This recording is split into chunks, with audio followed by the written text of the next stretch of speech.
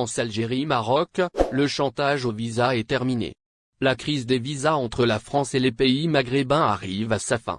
Après la Tunisie, Catherine Colonna, ministre des Affaires étrangères, a annoncé officiellement le retour à la normale des relations consulaires avec le Maroc. Qu'en est-il de la situation avec l'Algérie? Le ministre français de l'Intérieur Gérald Darmanin se rendra à Algérie vendredi prochain. Au menu de cette visite, le dossier de l'immigration et des visas. La France devrait annoncer à la fin de cette visite la fin de la crise avec Alger. En septembre 2022, la France avait décidé de réduire de moitié les permis d'entrée accordés aux ressortissants maghrébins. Un chantage au visa qui n'a pas été sans conséquence sur les relations bilatérales entre la France et l'Algérie notamment. Chantage au visa. Les autorités françaises ont appuyé cette décision par le refus des 3 pays du Maghreb, Algérie, Tunisie et le Maroc, de reprendre leurs ressortissants expulsés de France.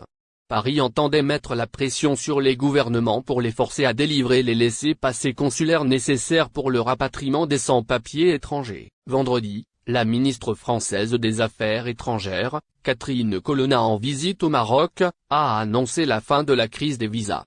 Nous avons pris les mesures, avec nos partenaires marocains, pour restaurer une relation consulaire normale, a-t-elle déclaré lors d'une conférence de presse conjointe avec son homologue Nassef Bourita. Pour Bourita, la décision est une décision unilatérale que le Maroc respecte, et ne commentera pas officiellement, mais qui va dans le bon sens, a-t-il souligné. Gérald Darmanin en visite en Algérie. La même annonce devra être faite la semaine prochaine, concernant l'Algérie. Le ministre français de l'Intérieur, Gérald Darmanin, se rendra ce vendredi, 16 décembre 2022, en Algérie pour entamer une visite de travail qui s'achèvera dimanche. Au menu de cette visite, sécurité, lutte contre le terrorisme, immigration et visa. Les 2 pays devront annoncer un retour à la normale des relations consulaires. Au cours de sa visite, le ministre aux origines algériennes Gérald Darmanin se rendra dans le désert, là où est né son grand-père. À l'invitation des autorités algériennes, Gérald Darmanin se rendra également avec son épouse dans le désert algérien où est né son grand-père, a souligné le Gérald Darmanin. Bientôt à Alger, la question de l'immigration au menu. Le ministre français de l'Intérieur se rendrait très prochainement en Algérie. Il serait invité par le chef de l'État algérien, Abdelmadjid Tebboune, pour la fin de la semaine.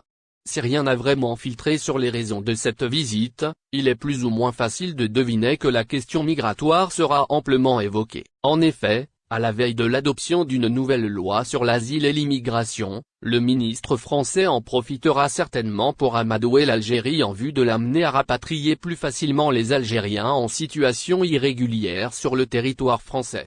L'information a été donnée par le journal français Le Parisien. Selon ce média, Gérald Darmanin évoquera, à Alger, les questions de coopération antiterroriste, l'échange d'informations sur la sécurité et, comme déjà cité, la question de l'immigration sur laquelle le ministre français est très attendu.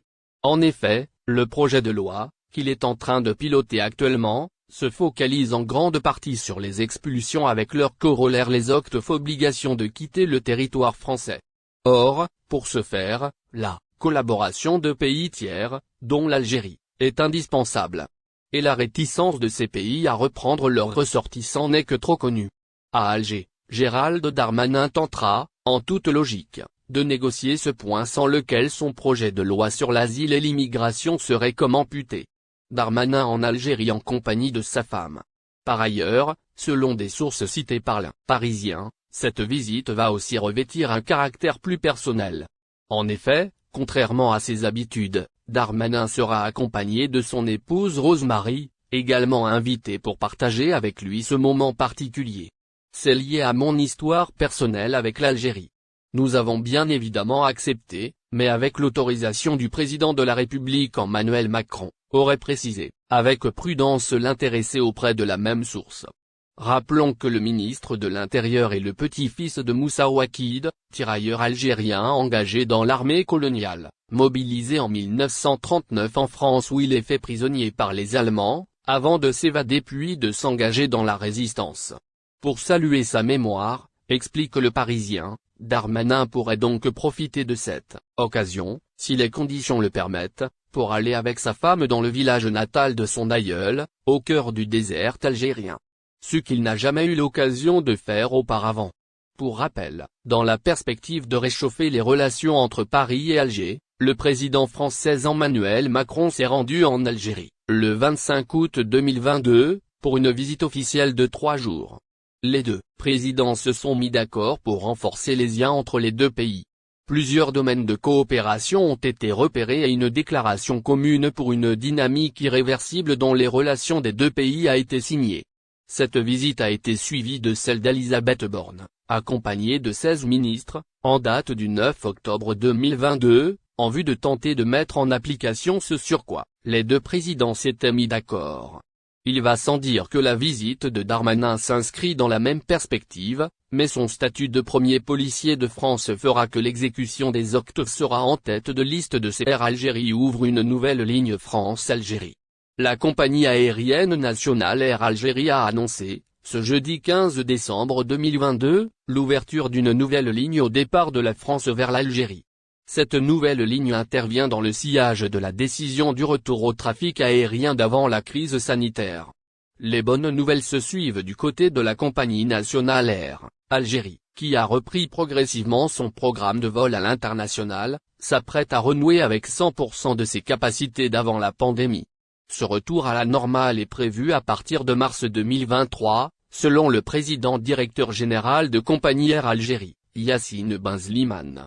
Dans un entretien accordé le 12 décembre dernier à l'AP, le PDG d'Air Algérie a annoncé qu'avant le 31 du mois en cours, il y aura une augmentation substantielle des vols, avec la remise en place des lignes les plus importantes.